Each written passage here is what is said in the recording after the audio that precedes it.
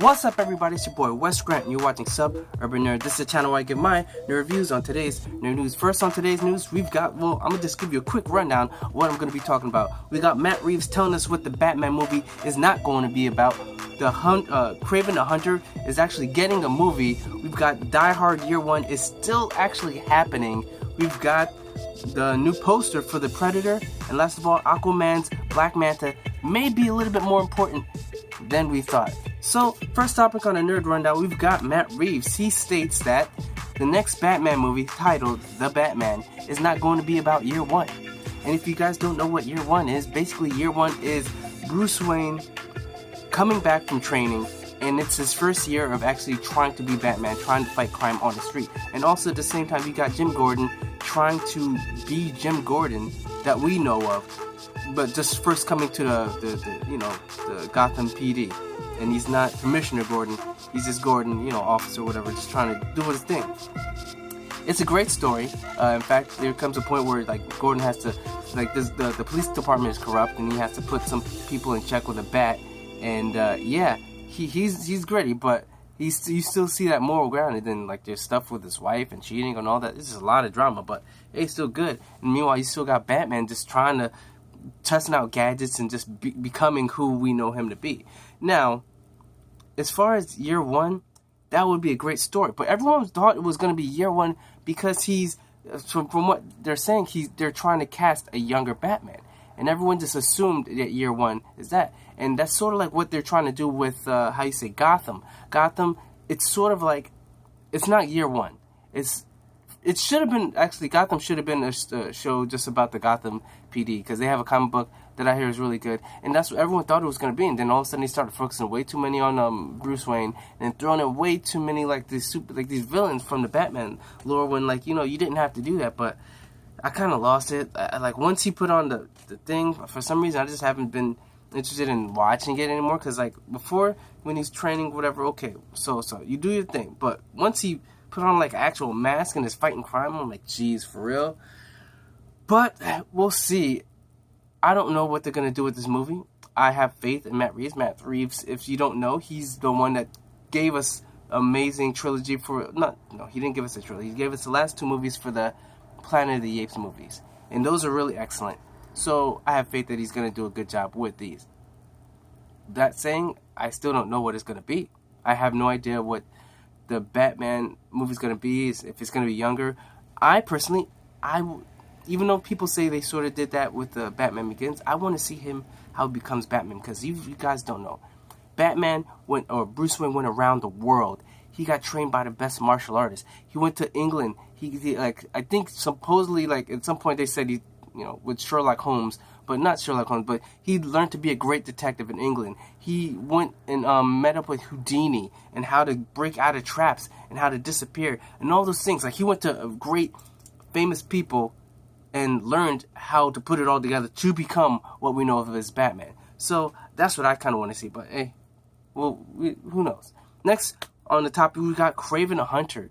They're actually coming out with his own movie. They really want to do this, and it's going to be the screenplay is going to be written by the screenwriter for Equalizer. His name is Richard Rank, and they've already talked about this. Last year, June in 2017, they're already talking about expanding this Sony universe. They were talking about Silver and Black, with the Silver Sable, and Black Cat, which I don't know what the hell. And then they were talking about Kraven, of course, and they were also talking about the Venom movie. But the Venom movie has actually happened. But I think they're going to wait and see how the Venom movie does, because if it doesn't do good at all, best believe none of these other things is happening, because they really wanted to make a franchise. Because they were talking about when the Amazing Spider-Man 2 came out.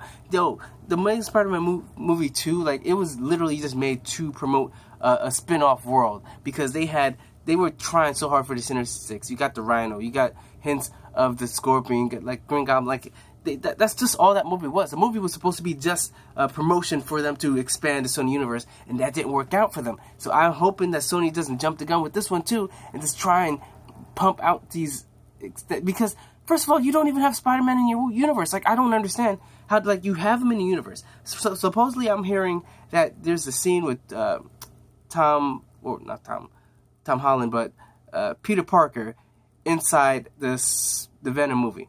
Okay, They just had him on set. We don't know if he's actually in a movie. They just had him on set. For all we know, it could be just an end credit scene. But Spider-Man's in the MCU. And I don't know if they're going to try and distance themselves, sort of like what Marvel does with the Netflix people or like the TV people.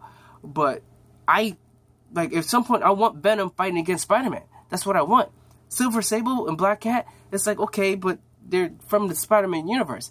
And like, oh, don't tell me Kraven the Hunter is going to have a movie on his own without Spider-Man, because in the comic, the Last Hunt, he goes, like, that was his drive. He beats Spider-Man, takes on and puts on a black suit, and then fights his top villains and beats them all just to show that he's better than Spider-Man. And then he does such a good job at the end. He goes and blows his head off with a shotgun because there is no other game that's going to give him as good of a challenge as it was for Spider-Man.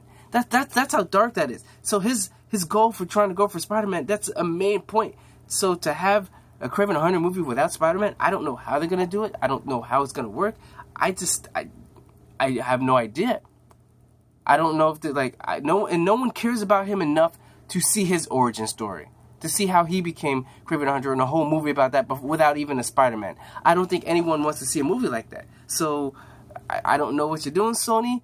You got me worried again, because you're doing a good thing. You worked with Marvel. You look like you might have learned some stuff, and then all of a sudden you're going back to your old ways. It's like someone that's just got an addiction, and they say they're better, but you just see them rocking back and forth like, oh man, you see them fiending to get back into the old ways, but you got to fight it, man. You got people on your side. We're rooting for you, man. In this Venom movie, it does look good. I'm hoping it's good. You know what I'm saying? But some people are theorizing that, hey, Kraven the Hunter, the closest thing to Spider-Man in this universe is Venom. So what if after seeing Venom on TV or something, like all this shit that's happening, because in the trailers, clearly he's doing everything out in public. People are just recording him, like holding people up and about to eat them. So Kraven might actually come over to hunt Venom instead of Spider-Man, and that would be awesome, because Venom is a whole lot more dangerous than Spider-Man. I tell you that much. Because Spider-Man ain't killing you, Venom will kill you, and eat you, and savor every flavor, like he says. The lips, pancreas, like lungs, so many delicious things, so many little time, But hey, we'll see how it works out. Having a Kraven the Hunter. Hey, but I got my fingers crossed for Sony. Next, we've got Len Wiseman confirms Die Hard Year 1 is happening, and it is going to be taking place between 1970 and now. And before they were talking about, I was worried because they were saying it was going to be a prequel. It's going to be a semi-prequel, because apparently it's going to be happening.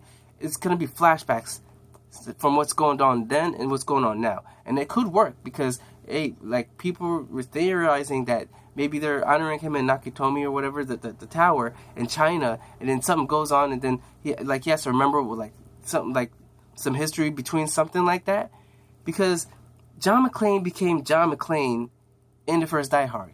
He wasn't John McClane before the first Die Hard. It was a cop, this rundown cop that had to do something to save his wife, and that's what happened. So I don't know if that's what they're gonna do, like what I was saying, but it would be awesome if they did. And if you're gonna go, and they said Bruce Willis is the one trying to cast the younger him. And if you're gonna cast another younger him, why don't you just go Jason Gordon-Levitt again? Because then Looper, they made him look just like you, so I think it would work again. You know what I'm saying? Just do it.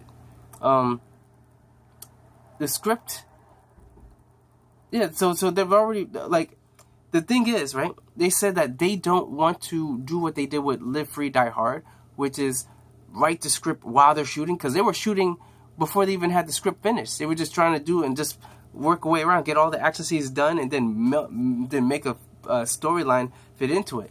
They don't want to do that. They want to get the storyline right. They want to get the people right, the actors right, script right, everything, then make it. So I don't know when the movie gonna start being produced, but hey, hopefully they get it all down right and we don't get a piece of crap. Next, we've got a new poster for the new Predictor movie, which I don't think it's a prequel. I don't think in my brain, it's telling me that it takes place right after the first Predator, because that's what a lot of franchises are doing now. You've got Halloween, you've got Terminator, and for some reason it's telling me that that's what they're doing with Predator, but I'm not sure. But if they are, I mean, I didn't mind Danny Glover like doing in the second one, but if they're doing it right after the first one, we can see. We can see what happens. Like, but then if the other one's not canon, I don't know. But like I said, I'll try and see if I can put it in the description down below the link to the poster, because the poster looks badass. It looks very reminiscent of the first one. If you get the DVD or VHS of the first Predator, how like the rainbow colors because the heat signature, that's what it is. Looks awesome. Definitely gonna check it out. Like I said, I'll maybe try and put it on in the description down below. And then last of all, we've got the producers of Aquaman say that Black Manta is a major player in the DCU. Black Manta. If you guys don't know who Black Manta is one of Aquaman's greatest arch and nemesis. I can't remember when he showed up. I know it was in the early 1960, 63, something around there. I may be off, so don't quote me. But Black Manta, he was one of those ones where it was a surprise, because when you found out who Black Manta was, it threw out a lot of people back then. Because Black Manta was actually black, hence the name Black Manta. Damn, explosion. But like, people didn't know why he was doing what he was doing, and he was always trying. He killed Aquaman's son. He did all these horrible things. He was trying to take over Atlantis, and everyone was like, "Why are you being so evil?" And you know why? Because he was trying to find a place where the black people would not be oppressed. He was trying to find a new home so that he can get all the black people and migrate them there. That's what he was doing. So he was like sort of like a freedom fighter, but he was like Malcolm X to the maximum X. Like, just no chill, just kill people just to get his people to where he wants them. And he also has a history where apparently he was autistic, and the only thing that could calm him down was them sitting him down in cold water, which is why he became so accustomed to being in the water. But then when he grew up, they gave him like this serum, which helped him to stop this autism. But it also made him like a super soldier, and made him mad and very angry. And that's when he just went and then had these plans. And at some point, Aquaman saves him, but that doesn't stop Black Manta. Black Manta is just pure evil still, so he does evil things. So that's pretty much a quick history run on Black Manta. If you don't know who he is, he's a pretty awesome character. Even though he has the weirdest shaped head, is like an oval, like an egg, sort of like Stewie from Family Guy, but with laser eye beams and a black head. But I could picture Stewie like that. Yeah, definitely could. Like I said, look at Stewie if it was a black head and his eyes shot laser beams, and that's what Black Manta is. But Black Manta is pretty awesome. If he's a major part, we definitely know he's not going to be dying in this movie. But I have no problem, because you know what? DC needs to keep some people, because they keep killing off so many goddamn people. Only people they kept was Lex Luthor, and people don't even like Lex Luthor like that, because like his iteration like that was played in Batman vs Superman, just so horrible. But Black Manta, and then Lex Luthor, and then you got Slade Wilson, which is Deathstroke. That was at the end of Justice League, I believe. Oh no, it was the end of Batman vs Superman, where he comes and breaks him out on an extended cut. But yeah, and then if they get a good Black Adam, like The Rock, if he's good, and if they actually have him, because like it's been so long. But hey, if they can get all those people, I'm definitely looking forward to it. Can't wait to see it when it happens. But Aquaman, definitely looking forward to it in December.